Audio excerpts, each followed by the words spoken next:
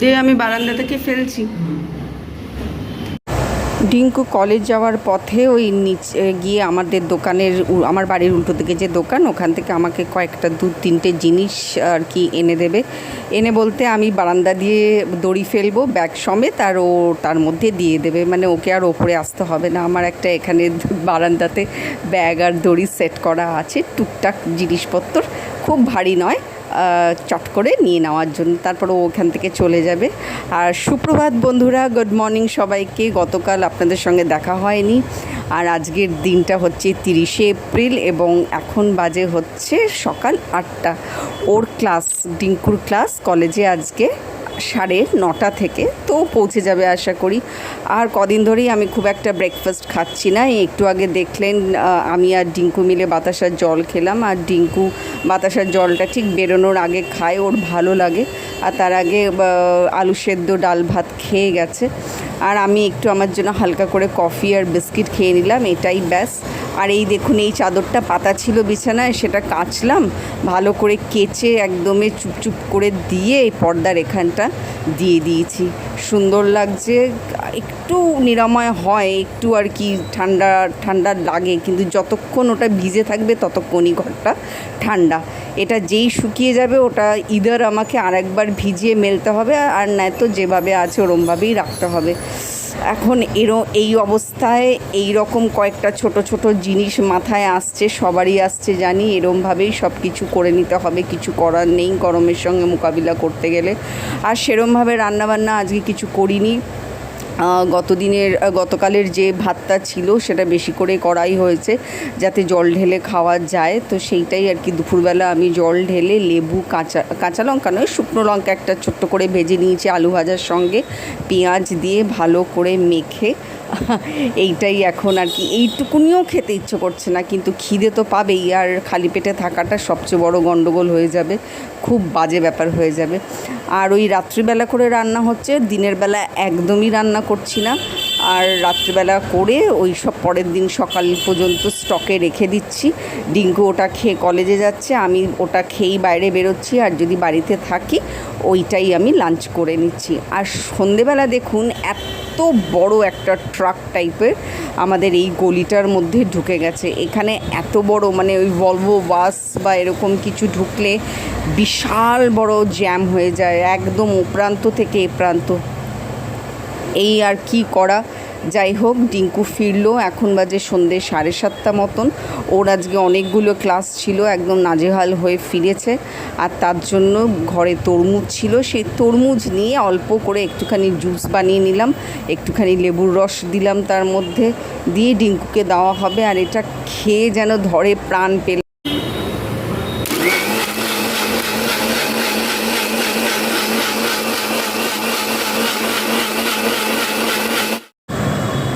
এটা খেতে খেতে ডিঙ্কু আর আমি গল্প করবো ভেবেছিলাম, কিন্তু ডিঙ্কুর যে অবস্থা দেখলাম, আমি আর ওকে ডিস্টার্ব করলাম না। ও এটা কোনো রকমে খেয়ে শুয়ে পড়লো, ঘুমিয়ে পড়েছে বেচারা। এতটা হিট বাইরে তো আর নিতে পারেনি। যাই হোক, কখন ওঠে দেখা যাক।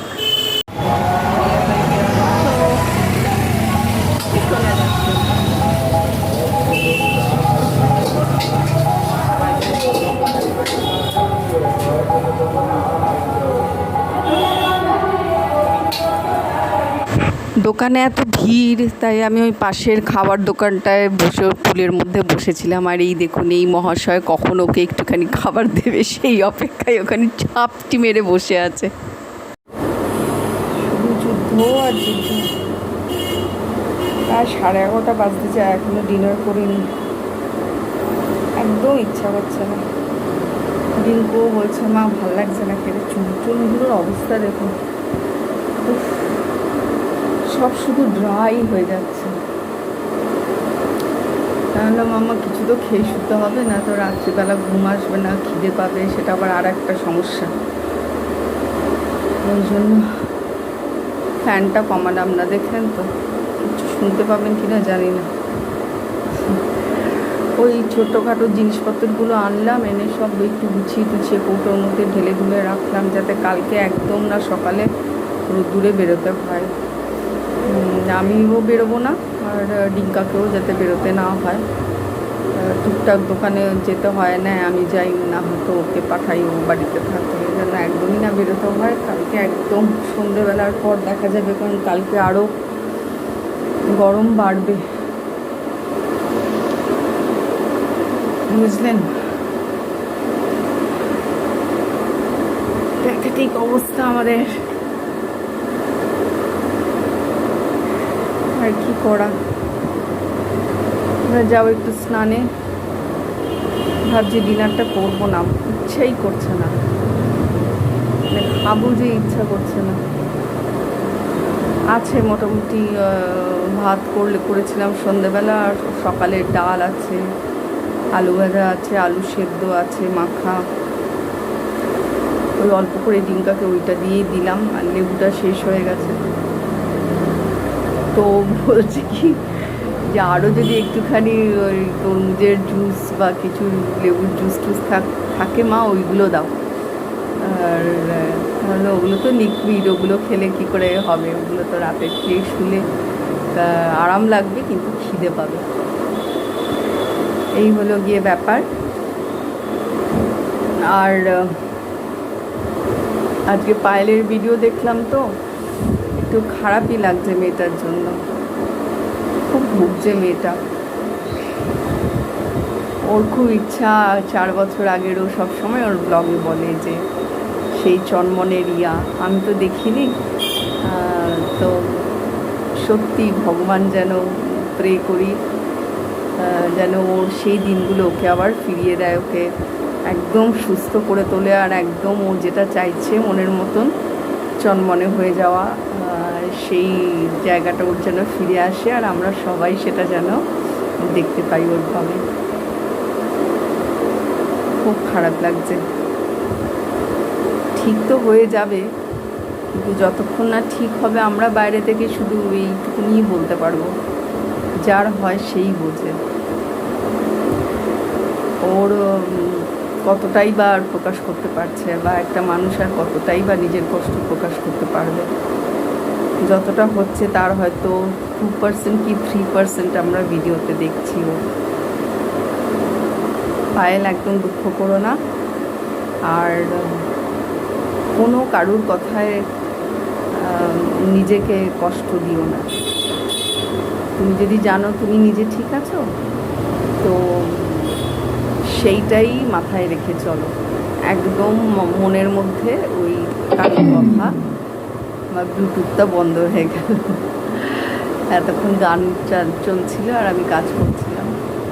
তো কারুর কথা পায়েল মনের মধ্যে একদম রেখো না। দিল খুশ তো সব খুশ। আর যদি মন অস্থির থাকে তাহলে সব কিছুই ওলটপালট লাগে, খুব সূক্ষ্ম খুব নর্মাল জিনিসও ওলটপালট লাগে পাই। তো একদম ভেঙে পড়ো না, আর যেরকম হাসি খুশি চনমনে তুমি আছো ওরকমই থাকো, আরও যেন বেটার জায়গায় যায়, তাই না? যাই হোক, সবাইকে শুভরাত্রি, গুড নাইট। আর আপনারাও প্রে করুন, আপনারাও পায়েল রিয়া মদনপুর, পায়েল রিয়াস ব্লগ মদনপুর এই চ্যানেলটি দেখুন, আর ওকে একটুখানি ভালোবাসা দিন। ও খুব ভালোবাসার কাঙাল, খুব স্বচ্ছ একটা মানুষ, খুব পরিষ্কার একটা মানুষ মনের দিক দিয়ে। তো ওকে অনেক অনেক ভালোবাসা দিন, যাতে ও এই কষ্টগুলো ওভারকাম করে আগে এগিয়ে যেতে পারে। Tata, good night. আবার দেখা হবে আগামী আরেকটি ব্লগের সঙ্গে। আর হ্যাঁ, গতকাল আমার ফোন হ্যাং করে গেছিলো, নেটওয়ার্ক প্রবলেম হচ্ছিল, প্লাস আমার ফোন সেটটার একটু ডিস্টার্ব হচ্ছে। ওই যে হাত থেকে পড়ে কবে গেছিলো বললাম না, এই নিচটা একটুখানি চিপ খেয়েছে, সেই কারণে হয়তো কোনো ভিডিও হচ্ছিল না। আমি শ্যুট করছিলাম কিন্তু ক্যাপচার হচ্ছিল না। তো অনেক কষ্টে আজকে ঠিক করেছি। আশা করছি আগামী দিনগুলো ঠিকঠাকই থাকবে আমার ফোন সেটটা। তো টাটা আজকের জন্যে, আর আবার দেখা হবে আগামী আরেকটি ব্লগে।